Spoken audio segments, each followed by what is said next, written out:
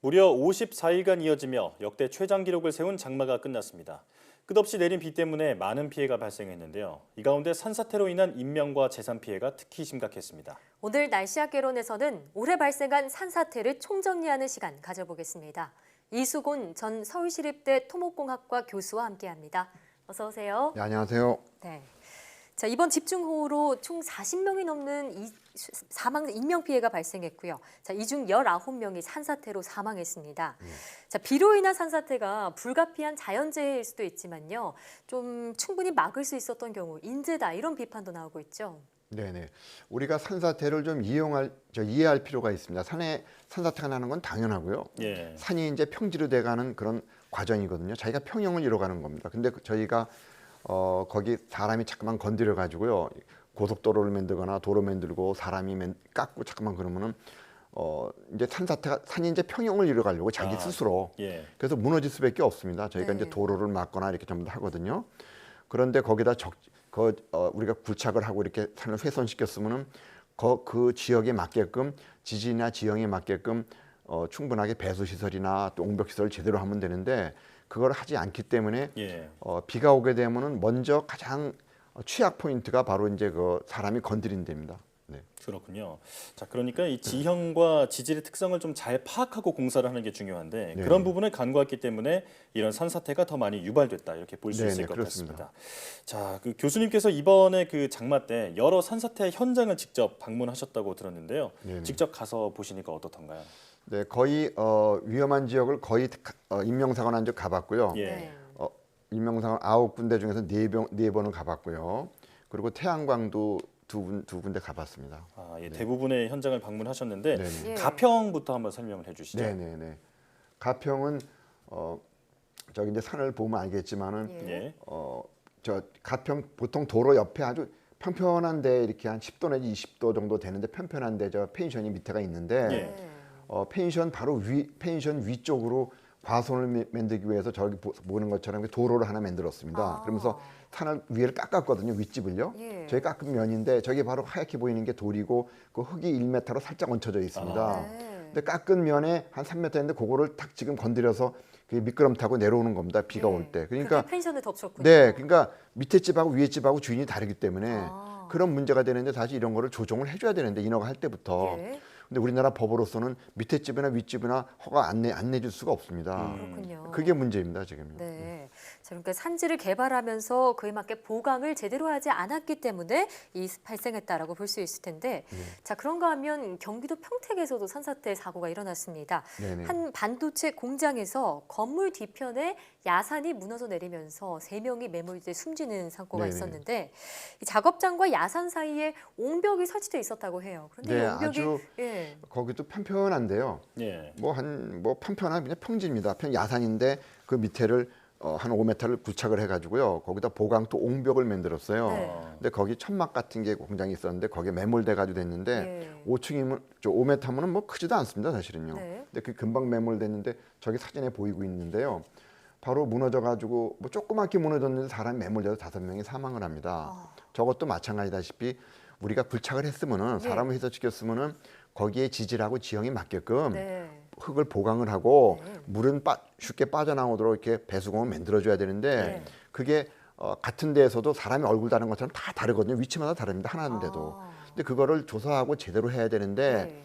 저런 것까지 미흡하기 때문에 그렇습니다. 그럼 네. 옹벽도 속수무책이었다는 건 옹벽에도 어느 정도 미흡한 부분이 있었다 이런 얘기인가요? 네, 옹벽은 흙은 막는데 사실은 물이 비가 오게 되면 그건 자연히 빠져나가야지 물까지 옹벽에 차오르면 옹벽은 못 견딥니다. 예. 그래요. 옹벽은 근데 물이 빠져나오도록 해야 되는데 이거를 물까지 막으려면 옹벽이 두꺼워서 설계할 수가 없습니다. 그렇구나. 그래서 옹벽은 물이 오면 아주 제일 나쁜데 예. 그 물이 차오면 어느 쪽이 물이 흐를 줄 알아야 되거든요. 네. 근데 거기에 배수공을 제대로 해야 되는데 그런 것들이 뭐 천편일률적으로 합니다. 그냥 네. 특별하게 예. 조사. 그렇기 때문에 그런 문제 때문에 그렇습니다. 아, 그렇군요. 그러니까 옹벽에도 어느 정도 물구멍을 내서 물이 빠져나갈 수 네, 있도록. 근데 물이 나오는 데가 거기가 예. 있거든요. 물 길이 예. 있습니다. 아, 그걸 그렇군요. 지형과 지질 보면 나타나는데 네. 천편일률적으로 하니까 사실은 너무 아깝습니다. 지금 저기에 보시면은 네. 이제 저게 절개지거든요. 산을 깎은 건데요. 예.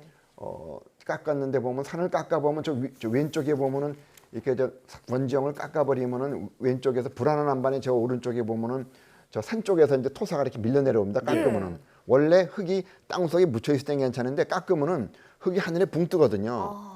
그래서 아까 그래서 저 위쪽에서 토사가 미끄러지는 게 바로 아까 가평의 펜션이고요. 예. 바로 밑에는 거기 이제 흙을 막았는데 네. 저기도 옹벽 같은 걸 이제 왼쪽 보면 이게 옹벽을 막는데 그거가 이제 옹벽이 제대로 예. 흙하고 물이 배어 나오는데 그거 물구멍을 제대로 안 했기 때문에 그런 것 같습니다. 그렇군요. 정리하자면 충분한 고려 없이 잘못 설치한 옹벽이 또 하나의 화근이 됐다 이렇게 볼 수 네, 있겠습니다. 근데 사실은 뭐 돈이 필요하거나 그런 건 아닌데 지질 조사를 우리 병원에 가게 되면은 엑스레이 찍고 MRI 찍고 피 검사하지 않습니까? 예. 그리고 약 먹을지 수술할지 결정해야 되는데 그거를 제대로 검진해 가지고 안 하고 공사부터 막 이렇게 서두르게 하니까 그렇습니다. 원인 파악이 제대로 안 돼서 그렇습니다. 예.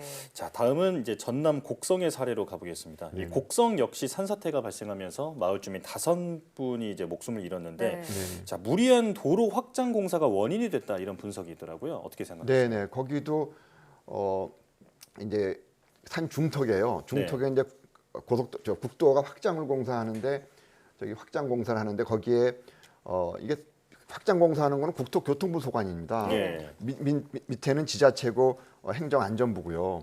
근데 국토부에서는 이제 거기서 확장 공사하면서 계곡부에다가 옹벽을 또 쌓고 아까 저기 평택하고 똑같은 옹벽입니다. 예. 보강토 옹벽인데 옹벽을 쌓고 위에다 흙을 놨는데 계곡에는 물이 많이 내려오지 않습니까? 네. 근데 거기다가 옹벽을 놓고 흙을 깊이 쌓아놓은 거예요. 네. 근데 거기도 물이 제대로 안 빠지면 그 옹벽은 무너지거든요.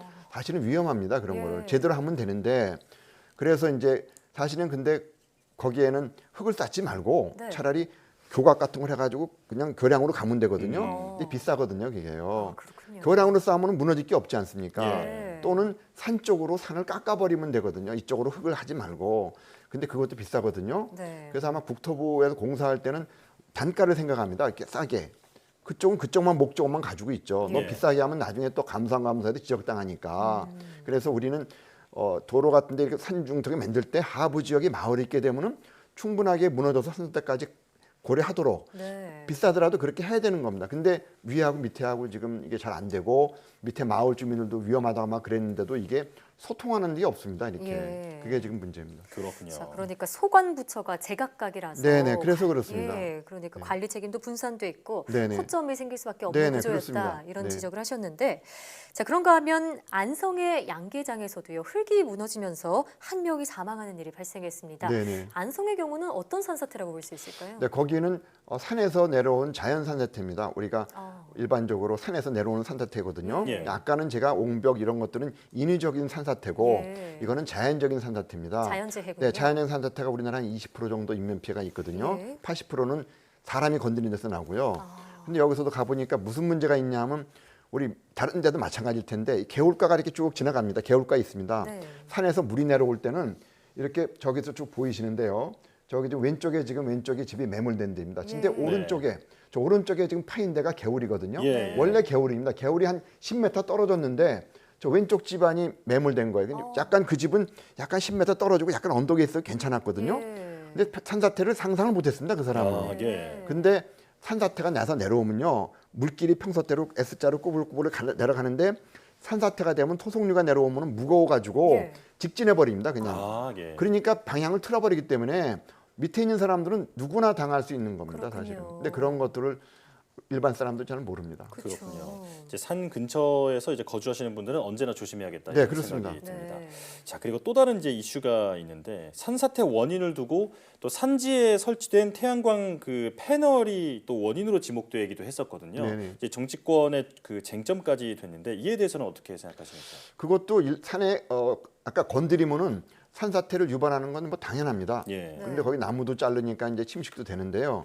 근데 거기도 마찬가지다시피 이미 훼손을 시켰으면은 거기에 지질하고 지형에 맞게끔 뭐 보강 공사하고 배수를 하면 됩니다, 사실은. 네. 근데 그런 것들이 이제 태양광이 민간 공사기 때문에 그 유지 관리가 제대로 또 안 되고 그리고 그 사람들은 정부공사들은 그런 대로 관리가 되는데 관리가 안 되거든요. 그렇군요. 그리고 잠깐만 싸게 하려고 그럽니다. 그리고 거기도 또 이게 통상부 저 때문에요. 네. 이게 좀 부처가 또 다릅니다. 통상 외교 자원부거든요. 예. 그러니까 이게 다르기 때문에 또 여기서 또 관리가 또 제대로 안 됩니다. 그래서 여기서는 제가 보니까 뭐 산사태 인위적인 사람이 만든 또 산사태라고 볼 수가 있습니다. 예, 그렇군요. 네. 그렇군요. 그리고 또 매몰돼 가지고 인삼밭도 이렇게 되는데 금산도 가봤고요. 네. 거기도 근데 또 뭐가 문제되냐면 지금 산림청에서 20도에다가 15도 하면 완만하다 괜찮다 그러는데 예. 그렇지 않습니다. 그런가요? 현장을 지금 보지 않고 얘기를 하는 건데 이게 조성을 하고 나중에 부착을 하는 데는 가파르게 45도, 60도로 부착을 하거든요. 네.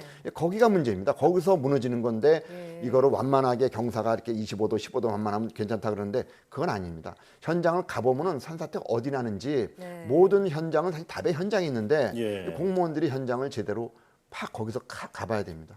단순히 산사태 이 산의 경사면을 좀 완만하게 하는 것만으로는 해결책이 되지 않는다. 근데 이런 그거는 말씀이시죠? 자연 산사태만 생각을 하는 거지 예. 산이 가파로운 산사태 많이 나고 완만하면 되는 여기는 건드렸거든요.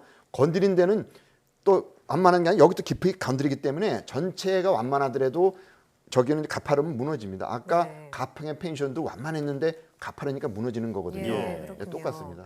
자, 그런데 이 보도를 보니까요. 산사태 위험 지역이 아닌데도 산사태가 발생해서 피해가 일어난 그런 지역들도 네, 꽤 그게 그것 많더라고요. 때문에 그렇습니다. 지금 우리나라 산사태는 주관기관이 산림청인데요. 예. 산림청에서 취약지역으로 만듭니다. 위험 지도를 만들어 가지고 취약지를 만드는데 근거가 지형이 가파르면 산사태 많이 나고 늦게 하면 적게 나는 네. 뭐 그런 데를 따지는 건데요.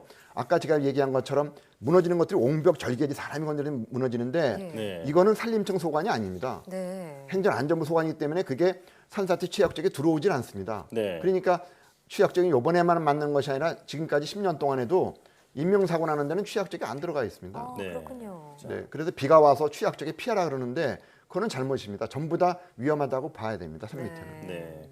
자, 오늘 산사태의 원인이나 여러 가지에 대해서 좀 말씀을 들어봤는데 네. 그 마지막으로 이번에 산사태 때문에 인명 피해가 많이 발생했잖아요. 네네. 산사태를 좀 피할 수 있는 어떤 뭐 징후라든지 어떤 피할 수 있는 그 어떤 뭐랄까 예상할 수 있는 그런 그거는 방법이 제가 있을까요? 보기에는 심한 고문이고요. 네. 그렇게 접근하시면 안 됩니다. 지금은 적극적으로 접근해야 되는데 제가 인명피해원이 19대 난 거 보니까 너무 안타까워요. 예. 아무것도 없어요, 대책이요. 예. 산의 밑에 집을 지으면서 산사태 나가지고 자기 집을 친다는 생각을 하진 않습니다. 그러니까 펜션 해가지고 판넬로 약하게 지어놨지 않습니까? 그렇게 해서 그렇게는 무너지거든요. 네. 그럴 때는 기존 것들은 산하고 산 밑에 펜션 사이에 2m 정도의 철근 콘크리트 보호벽만 만들어 놓으면은 그 내려오더라도 치지 않습니다. 네. 예. 우리나라 흙이 1m밖에 없기 때문에요.